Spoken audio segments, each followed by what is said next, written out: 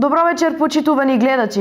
Вие го гледате најновото издание на емисијата Рапорт на Кана Плюс телевизија. Плаќање на придонеси на пензиско-инвалидско осигурување од фирмите и докупот на стаж е значаен сегмент на вкупниот општествен и социјален живот.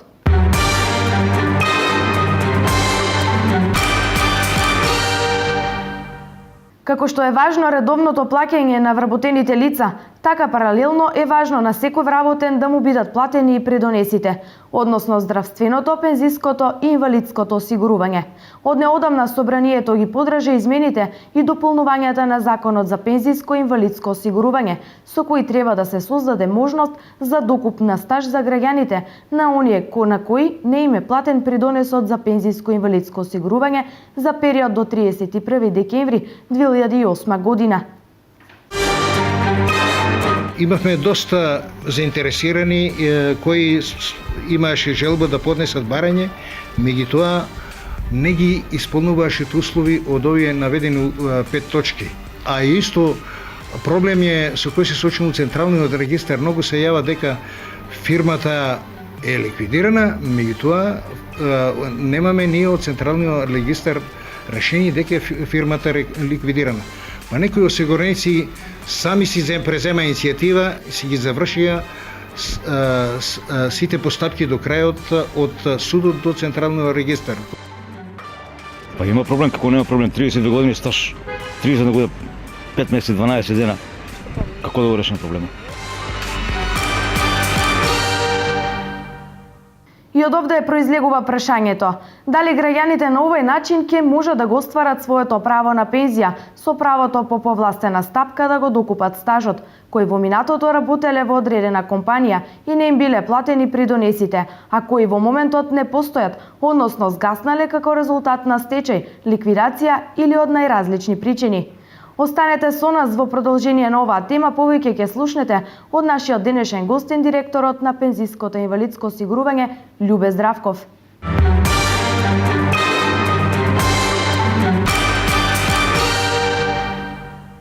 Во подрачната единица на Фондот за инвалидско и пензиско осигурување, што ги покрива општините Делчево и Македонска Каменица, поднесени се 5 барања за докуп на стаж. Додека пак во подрачната единица во Берово, која го покрива и подрачјето во Пехчево, засега се уште нема заинтересирани за докуп на стаж. Мерката за докуп на стаж кај граѓаните од Делчево и Македонска Каменица побуди голема заинтересираност, но досега во подрачната единица на Фондот за пензиско и инвалидско осигурување на Република Македонија во Делчево решени се само 5 барања, истакна раководителот Бранко Ангеловски. Останатите кои сакаат да го доплатат својот стаж или не ги исполнуваат условите, или пак сами се откажуваат, бидејќи до остварување на пензија им фалат многу повеќе месеци и години отколку што можат да си дозволат да платат. Имавме доста заинтересирани кои имаше желба да поднесат барање, меѓутоа не ги исполнуваше услови од овие наведени 5 точки. А исто проблем е со кој се соочува Централниот регистар, многу се јава дека фирмата е ликвидирана, меѓутоа немаме ние од Централниот регистар решение дека фирмата е ликвидирана. Па некои осигуреници сами си презема иницијатива, си ги завршија сите постапки до крајот од судот до Централниот регистар, кои не се били завршени, па и на свој трошок, може да се рече. После сите тие у филијала Делчево се јавија 5 барања, од кои 3 барања целосно си ги платија долговите, а 2 барања им се на 12 месечни рати. Има се уште заинтересирани за докуп за стаж, меѓутоа покрај другото да напоменеме дека во тек е и отпис на камати, значи покрај 2013 година општина Делчево со Македонска Каменица беше меѓу најуспешните општини, имавме 20 отпишувања на фирми кои беа заинтересирани, меѓутоа сега интересот е многу помал. Од кои причини, дали тога се исцрпи, меѓутоа јас мислам дека се уште има фирми кои не се информирани или не се одлучуваат да да си ги платат своите заостанати придонеси. Друго што е битно, фондот за пензиско инвалидско докуп на стаж и отпис на камати врши до 2008 година. Значи, после 2008 година ове осигурениците и правните лица имат ова работа само со УЈП, со Управа за приходи. Голем проблем се јавува и кога корисниците на семејна пензија сакаат да доплатат за стаж на осигуреник кој веќе е починат, а истиот пред смртта не поднел барање за докуп на својот стаж. Тогаш наследниците на семејна пензија немаат право да покренат нова постапка. Но доколку осигуреникот пред смртта има поднесено барање, неговите наследници имаат право да ја продолжат постапката и да го платат придонесот според решението за задолжување на неплатениот придонес. Најинтересниот случај, значи, доколку осигуреникот ќе поднесе барање за плаќање на придонес сам за себе почине. Тогаш неговите наследници има право да ја продолжат постапката и да го платат придонесот според решението за задолжување за плаќање на неплатениот придонес. Значи, воколку пред да почине самиот осигуреник поднел барање за плаќање, а после неговите наследници после починувањето, значи најголем проблем со кој се соочуваме со неколку осигурника на ниво на општина Делчево и Македонска Каменица. Значи не им се јасни работите, доаѓаат после неколку време, некој ги излажал, веројатно нестручно лице. Во подрачната единица во Берово, кој го покрива и подрачјето на Пехчево, исто така има заинтересираност од страна на осигурениците, кои сакаат да ги докупат месеците за стаж до остварување на пензија. Меѓутоа, се уште нема позитивно решени предмети, соопшти од подрачната единица од Берово. Според динамиката на предметите информираат оттаму, до крајот на неделата очекуваат позитивно решавање на еден предмет.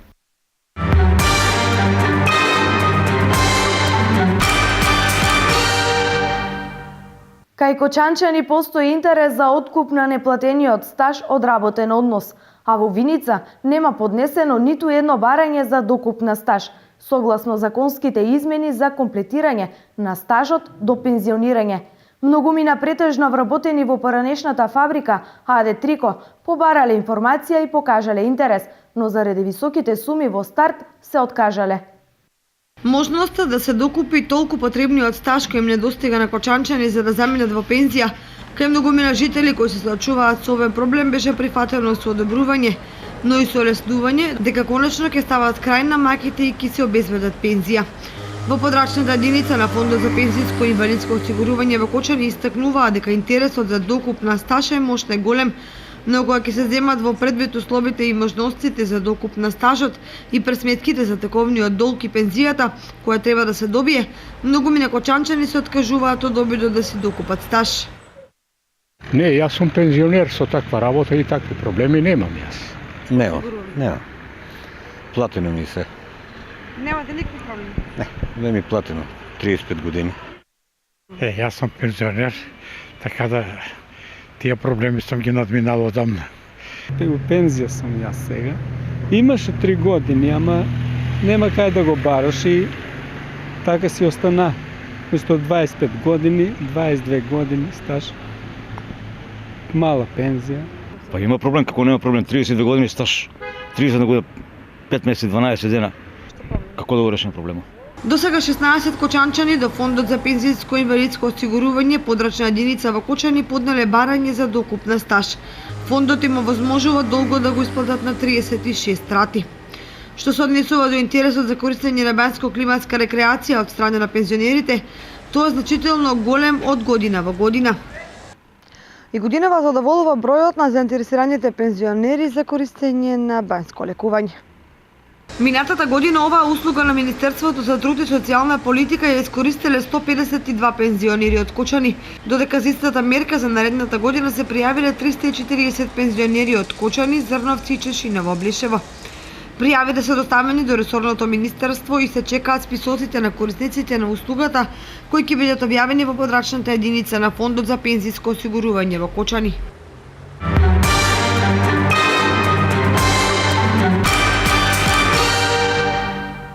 Како што споменавме, гостин во студиото на Канал Плюс телевизија е директорот на подрачната единица на пензиското инвалидско осигурување на Штип. Добро вечер, господине Здравков, и добро дојдовте во емисијата Рапорт. Добро вечер и благодарам на поканата. Голем поздрав до сите гледачи на Канал Плюс. Еве, директоре, сега законот не им дозволува на компаниите да даваат плата без при тоа да се платени придонесите. Порано не беше тоа така и затоа беа и тие пропусти во стажот. Па во секој случај законодавецот прави измени во законите за да истите функционираат подобро и да бидат во функција на граѓаните. Така да и промената на системот за исплата на плати, значи преминувајќи од 2009 година на системот на бруто плати, овозможува да осигурениците, вработените лица, во исто време ја примат платата и да се платат придонесите. Што значи тоа? Тоа значи дека работодавачот не може да исплати нето плата без да ги плати придонесите. Ние тоа го викаме еден интегриран налог, кој ги содржи и сумата на нето платата и сумата на придонесите. Значи може да бидат сигурни сите вработени дека ако е исплатена плата на сметка, тога се платени и сите придонеси. Еве, дали се намалува долгот од страна на компаниите за неплатени придонеси од порано за вработените? Значи финансиска дисциплина, воведувањето на системот на бруто плата од 2009 година навака овозможи да работодавачите ја сватат, значи тежината и на проблемот кој што постоеше со неплаќањето на придонесите, дека само одложувањето на плаќањето на придонесите и прави проблем повеќе, значи треба да плаќате камати. Значи овој закон е и во функција и на работодавачите и на осигурениците, овозможи да имаме финансиска дисциплина, да денес во ова време е многу мал број на правните субјекти кои што каснат, односно не ги плаќаат придонесите. Еве, а што ќе се случи доколку фирмите не ги платат долговите?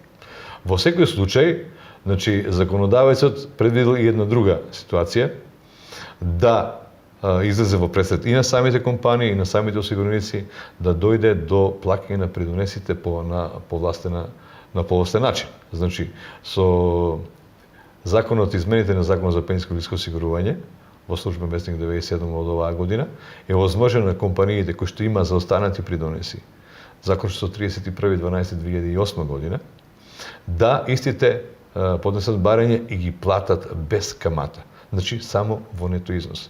Со тоа се возможува да бидат платени придонесите, да осигурениците ги остварат своите права од пензиско осигурување, а работодавецот да подише, односно да работи без притисок дека ќе биде блокиран во одреден момент, односно дека ќе плаќа камати за неплатените придонеси. Значи се отпишува и долгот од каматите? Во секој случај, значи сите оние кои што до 31.12 оваа година ќе поднесат барање до Фондот за пензиско инвалидско осигурување во подрачните единици кај што е фактички регистриран самиот правен субјект, ќе се овозможи да го платат придонесот без камата. Зборуваме за придонес кај што беше фондот надлежен, значи тоа е до 31.12.2008 година. Овде можам да појаснам дека зависи од висината на долгот. Се дадени услови, подобри услови за плаќање на истиот. Значи, ако е правно лице и долгот е до 10 милиони денари, истиот може да го платат на 12 последователни рати. Додека ако долгот е поголем од 10 милиона, тогаш е возможно да го плати на 36 последователни рати. Значи законодавецот дава и поволности, не само да тоа биде без камата, него да се плаќа на повеќе пати. Граница. Значи овозможено да и се работи правните субјекти да функционираат и да ги плаќаат за останатите придонеси на рати, без да им тоа прави одреден проблем во тековното работење. Еве, вака да појасниме на гледачите која е постапката поконкретно. Значи во измените на Законот за пензиско инвалидско осигурување, Законот за социјални придонеси, постапката е пропишена, значи постои официјално барање, што треба да компаниите го поднесат до одредена подрачна единица, значи спрема местото на регистрирање, местото на работа, да го наведат периодот за кој треба да го платат придонесот, значи колку се тоа се работи за месеци или години. Останатото е на Фондот за пензиско инвалидско осигурување, значи да направи записник и определи висината на долгот, да му достави записник на подносителот на барањето, да му изготви решение И да му дава налози за плаќање секој месец, како што мислам спрема да се одржи динамиката на плаќање. Значи, не постои некоја процедура или, како да кажам, која бара големи податоци, документи, така натаму и така натаму. Фондот ги обезбедува нормално податоци во соработка со самиот врсник. Еве, директоре, доколку компаниите не ги исплатат за 12 месеци тие пропусти на стажот, дали ќе има отпис на каматите? Не, значи сепак законот е дециден и вели дека ако не се исполнат обврските од договорот за плаќање на рати, тогаш пропаѓа целата ситуација и обврсникот ќе биде задолжен со целокупната сума, односно ќе биде блокирана неговата сметка. Така. Мерката на откуп на стаж ќе реши и долгогодишен проблем на работниците кои што работеле во некои одредени компании кои што сега згаснале се во ликвидација и во приватизација. На кој начин тие ќе го остварат правото на пензија? Значи веќе постои можност со измените на законот за пензиско осигурување да осигуреник сам поднесе барање и сам го плати неплатениот придонес за пензиско осигурување. Условите се овие: да лицето бил во осигурување, односно бил во работен однос, врз основа на кој е бил осигуран во задолжително пензиско осигурување. Да фирмата кај што работела, кај што се повикуваат на неплатени, е ликвидирана. Значи не постои во единен регистар, ни во судски регистар, ни во регистарот на централниот регистар и било кој друг регистар. Значи да не постои ке правниот субјект и да се определи времето, периодот кој што тој не е платен придонесот. Кога се исполните овои услови, фондот за пензиско осигурување по поднесеното барање од самата странка, само да напомнам дека рокот е најкасно до идната година, до јуни месец, 19 јуни, од кога е фактички промената на законот и излезе службениот вестник број 97. Значи до тогаш имаат право да физичките лица поднесуваат барање за докуп на стаж, оно што не е платено. Значи, повторам, фирмата мора да е ликвидирана, да не постои, да лицето било пријавено во осигурување, значи да биде регистрирано, кај дека било пријавено во осигурување просто на работниот однос и да се со записник утврди дека не се платени придонесите. Со нови начин се возможува да осигурениците кои што фактички фалат одредени години на стаж, кои ги работеле, кои ги не им било платено. Не им е платено, а не може да остварат право од пензиско осигурување заради неплаќање на тие придонеси. Пример е лицето е пред пензија. Минимални пензиски стаж е 15 години за секој осигуреник. Така. При крај, значи веќе до старосната граница жена 62, маж 64. Му фалат 2-3 години кои што ги работел не се платени придонесите. Ќе има можност да си го докупи. Ќе си го доплати и ќе оствари право на пензија. Има ли еве интерес за регулирање и сервисирање на овој дел? Еве сега би рекол, бидејќи голем број на осигуреници од нашиот град се така да кажам во голема мера регулирани придонесите. Значи ова претходно зборував генерално за цела република, за цела држава. Ми рекол сега едно карактеристично за Штип, за нашата подрачна единица, за нашето стопанство. Во процесот на ликвидирање на фирмите, една наша бивша македонка која што вработуваше 6000 лица. Една наша Стибо која вработуваше 3-4000 лица. Гиганти. И останатите поголеми фабрики кои што се ликвидирани, знаеме дека не постојат, се придонесите беа регулирани или преку законски основ или со плаќање на придонесите. Значи грото на вработените во Штип има тие услови исполнети. Има, да, постојат фирми кои што не се беа офатени со тие прописи од 2001-2002 година при ликвидацијата на овие фирми, кои што немаат платени придонеси. Тука лицата поднесуваат барања, меѓутоа морам да кажам дека интересот не е голем. Не е голем бидејќи постојат ли големи рати или поднесуваат барања оние лица кои што фактички оно што врху првото се блиску до пензија и ги фалат одредени години на стаж.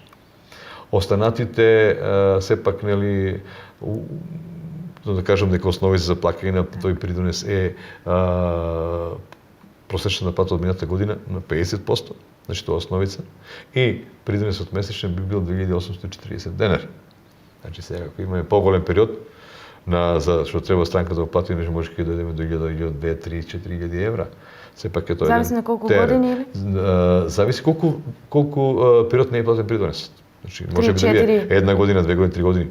И тоа мора да го собереме, ако има и во разни фирми, не плати придонесот. Работел во 2-3 фирми и тамо не е платен.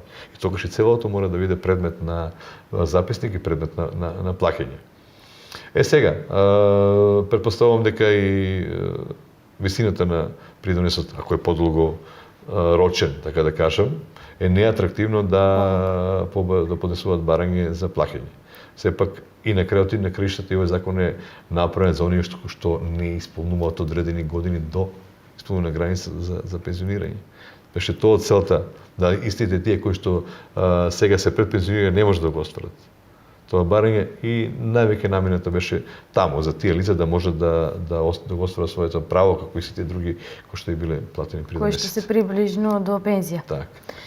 Еве секој осигуреник сега ќе има можност со новата технологија, електронскиот пристап да ги следи придонесите и од дома. Значи веќе и ние се поврзуваме, значи веќе секторот работи, електронската следење на податоците, така и Фондот за пензиско осигурување овозможува на осигурениците да добијат шифра и преку својот персонален компјутер да ги гледаат, својот стаж на осигурување, пензиски стаж и да ги гледаат промените кои што би се случиле во меѓувреме во тој пензиски стаж не се зголемува секоја година, се генерира стаж, па може би се исправаат одредени работи кои што не се претходно исправени, така да ќе има промени. Сега, за да не доаѓа странка да секоја во фондот, па да вади листа, па што е и како е, може на својот персонален компјутер со едноставно поврзување преку таа шифра да ги добие, да ги гледа податоците во секое време. Постои само една мала процедура, треба да дојде кај нас, да потпише едно писмено барање и ние да му издадеме шифрата. Ништо повеќе. Тоа се придобивките од електронската. Во секој случај, значи придобивките и сето она што се прави во сите сегменти на општествениот живот, во работа на институции е поврзување на институции со себе, но и поврзување на институции за самите корисници. Значи да непосредно таа врска биде таква да не бара физички контакт помеѓу институциите и странката. Да може онлайн, значи оно што вериме веќе во врска, да со самиот компјутер да ги гледа оно што му треба да му гледа. Шалдерските служби да заминат во историјата на некој начин. Па на некој начин, значи повторно ние сме дел од глобалниот свет. Ние мораме да почнеме да работиме како целиот глобален свет, да се поврзуваме и институционално, и приватно, и човечки, така натака. Да можеме да ги сведеме на минимум оние контакти, оние чекања, оние редови, оние шалтери. Значи сите сме во функција на тоа да полесно комуницираме и полесно доаѓаме до бараните податоци. Еве, директоре, дали има интерес од страна на пензионерите за банјско-климатска рекреација? Колку од Штипе веќе заминат? Значи вака сега, веќе 6-та година, кој што знам, мислам, се организира како организатор, односно корисник, давател на услуги Министерството за труд и социјална политика. Фондот за пензиско осигурување се појавува во функција на место каде што се аплицира од страна на пензионерите. Значи тоа е место за каде што се собираат пензионерите, аплицира за овие банјско-климатска рекреација и туристички викенд на пензионерите. Значи овие бенефити кои ги сакат, кои би требало да ги користат. Сега, ограничен е бројот кој што може да ја користат, меѓутоа веќе околу 50.000 пензионери по Македонија имаат искористено ова можност да бидат или на банјско-климатска рекреација или да искористат туристички викенд на сметка на државата. Да. Сепак тука некаде годишно околу 5.000 лица го тоа користат, во почеток беше повеќе и така натака. Оваа година огласот за аплицирање беше во септември месец. Може би неатрактивен период, може би пензионерите чекале да биде секоја година јануар, февруар тука некаде за аплицираат, меѓутоа беше во септември. И можам да кажам се бројката која е во Штип. Значи сепак околу 414 лица поднале барање апликација за користење на овие две услуги. Сепак тоа е помалку од она што беше интересот во почетокот на година за 2015 година, ова е значи за 2016 година. Значи има интерес. Интересот постои секогаш.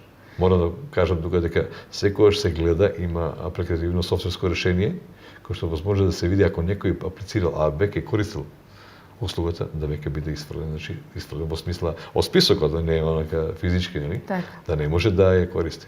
Значи интересот постои. Сите апликации се предадени во Министерството за труд и социјална политика, истите се во фаза на обработка, значи кај што се гледа критериуми, значи оние што се како кажем загрозени поти тие да ја користат оваа апликација. Значи зависи од висината на пензијата, али не е единствен критериум. Време траењето на примање на пензија, значи колку време се прима таа пензија, дали 1 година или 15 години, 20 години. А колку е потребно, Еве? И која висина? Не, во секој случај, значи секој услов се оценува. Се оценува и се дават одредени број на бодови. Значи некој можеби да има пензија од 10.000, ќе добие максимален број на бодови. Меѓутоа ако ја прима 1 година, ќе добие од максимално 50, може да добие 15. Значи сакам да ја малку искарикирам работа да кажам како се врши бодирањето, едноставно бодирањето и сепак они кои што добиваат највеќе поени, некој можеби има 15-20 хиляди пензија, ај пензионер 30 години, 25 години, што мора да искористи право да плаќа членарини цел период. Така. Он ќе добие па максимален број бодови на делот на време траењето на примање на стаж. Па дали се тоа рудари во која работеле, бидејќи рударите имаат па повеќе се бодираат. Дали тоа инвалидска пензија? Дали е тоа пензија која што лицето има и странски дел на пензија? Значи повеќе критериуми кои што овозможуваат да дојде пореално оценувањето и бодирањето на самите апликанти, пензионери, и за да можат да искористат оваа услуга која пружа самата држава. Така. Еве, освен класичните пензионери, да ги наречеме, земјоделските пензионери, каква е постапката за да добијат земјоделска пензија? Која е постапката? Значи, земјоделци, индивидуални земјоделци, кои се регистрирани според Законот за пензиско и инвалидско осигурување, кај нас имаат значи, една ставка која што значи дека придонесете помал за нив, за да можат да ја остварува својата дејност заедно со својата фамилија, да имат осигурување, пензиско осигурување и здравствено осигурување. Процедурата за остварување право на пензија е иста како и на останатите граѓани за самостојна пензија, значи за лична или старосна пензија, која што ја велиме. Кога ќе дојде условот исто, мажот да има 64 години, жена 62, и минимум 15 години платен пензиски стаж. Да постои. Да постои. Значи може би индивидуален земјоделец да е 15 години, 16, 20 да го има стаж. Значи го има. Тие основните услови ги има. При поднесувањето на барањата се поднесуваат и останатите документи кои што се битни, значи лична карта, да се подаци кај живее, што живее, служил војска, не служил војска, така, тоа се класичните оние подаци. Сега, за висината на пензијата. Бидејќи овие лица, значи можеби да има и пензиски стаж во работел во фирма, во установа, во правно лице. Значи тој си е заедно со овој стаж си влегува. Тука нема делење. Со тоа што се знае дека во моментот кога е земјоделец и придонесете помал. Пример, еве месечен 1200 денари сега во овој момент за еден земјоделец. 1200 за пензиско и инвалидско осигурување. Кој што натаму при пресметката на основиците доаѓа до низок дел на пензија. Значи, така да кажем, пензијата би била мала. Меѓутоа, Законот за пензиско и инвалидско осигурување нашиот е и има и социјална компонента. Таа социјална компонента значи дека колку и да е мала износот на законскиот дел на пензијата, ќе се исплаќа минималната. Сега е некаде 7.900 денари минималната пензија. Тоа важи за обичните пензионери и за земјоделските пензионери. Така. Ама зборуваме дека земјоделецот со поголем пензиски стаж како дали земјоделец бидејќи е ставката за плаќање помала, ќе има и помал износ на законскиот дел. 3-4.000 динара, ама ќе се дотира до 7.900 динара. Така да правата се исти како и на останатите осигуреници кои што добиваат право на пензија. Значи не може да биде исплата на пензија испод минималниот износ. Еве, што представува зголемувањето на пензиите за 5%? Значи вака, оваа година имаме зголемување на пензиите на пензионерите во апсолутен износ од 621 денар, односно масата на средства за исплата на пензии формирана во септември месец, сите пензионери кои остварали право на пензија со 39 имаат право на зголемување на пензијата во апсолутен износ од 621 денар. Значи тоа тие они 5% на масата се зголемува. Има многу како да кажам различни толкувања на ова зголемување. Некои го викаат покачување, меѓутоа фактички ова е усогласување на пензиите заклучно со 39.2015 година. Според законот, член 37 за пензиско инвалидско осигурување, законот за социјални придонеси, пензиите се усогласуваат два пати во годината, според формулата 50% пораст на трошоците на живот и 50% пораст на платите во просечна плата во Република Македонија. Сите овие податоци земени од Заводот за статистика, Републичкиот завод за статистика. Ова усогласување може да биде во зависност од формулата, значи 1% и 2%, пола посто, 4%. Зависи. Може биде и 0% ако нема промена во самите во просечната плата и во порасот на трошоците на живот, ќе биде или минимална или никаква.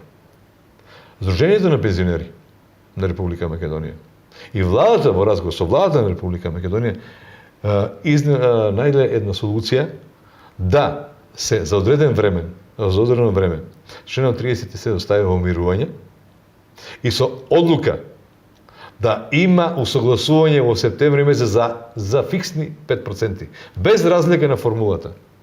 Дали има зголемување на трошоците на живот и на платите или нема да се пензиите усогласат со 5%. Истото е направено и оваа година, во предлог буџетот за 2016 година, да идната година, исто во септември, има усогласување во септември од 5% повторно, без разлика дали има зголемување во трошоците на живот, процентот на зголемување на трошоците на живот, процентот на зголемување на просечната плата во Република Македонија. Значи, овој 5% се сигурни, апсолутната сума ќе се види кога ќе биде, тогаш не се знае колку ќе биде, ако биде по формулата, нели? Да. И затоа законодавецот со закон го стави во мирувањето член и за идната година. Значи ќе има секако ќе има 5% без разлика на формулата. Еве сега само да мислам дека се зголемува за 5% бидејќи имаме апсолутно зголемување во 621 денара оваа година. Со 5% се зголемува масата на исплата на пензија, значи збирната маса која се прави во септември месец, на 30 септември бројот на пензионери, се види колку е таа сума, нето сума за исплата на пензија и се целата сума зголеми со 5%.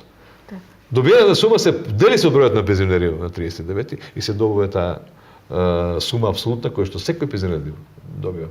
Сега на некој е 5, некој е 8, некој е 3%. Не е фиксно, така? Фиксна, апсолутната вредност е иста. Ако споредиме со висината на пензијата која прима.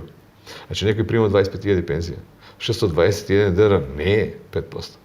Ама некој што прима 10.000 пензија е 6%, 6,5%, така? Да. Така. Тоа е задоволување на она барање на Сдруженијето на пензионери, на сите пензионери, да со време дојде намалување помеѓу големите и малите пензии, дојде на приближување, не апсолутно да се изедначат пензиите, меѓутоа да може стандардот за оние што ниски пензии да се покачи повеќе. Ова и за инвалидските? Во секој случај сите видови на пензија, значи сите видови, старосни, инвалидски и семејни пензии. Еве на што се базира пензискиот систем? Веќе, значи, кога веќе зборуваме за самиот пензиски систем, ќе кажам дека иако е општо познато, сепак не е на, мислам, причина да не кажем и сите повторно да го чуат тоа, дека нашиот пензиски систем се базира на 3 столба. 3 столба, значи 3 столчиња кај што овозможуваат да пензискиот систем биде одржлив на подолг рок.